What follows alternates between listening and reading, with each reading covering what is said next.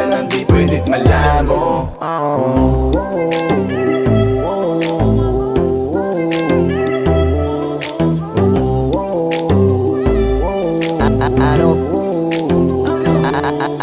Ano bang nangyayari sa mundo? Parang hindi na tama kasi parang ang gulo. Gusto kang alagaan ang taong di mo gusto, habang sinasaktan ka lang naman ang taong gusto mo. Kaya takot na ako na magmahal pa, kasi nasaktan na parang wala na akong ibang gusto kundi kumanta. Kala ko wala na akong pag-asang makalasang kiligin, pero sumugal pa rin kasi nandyan ka.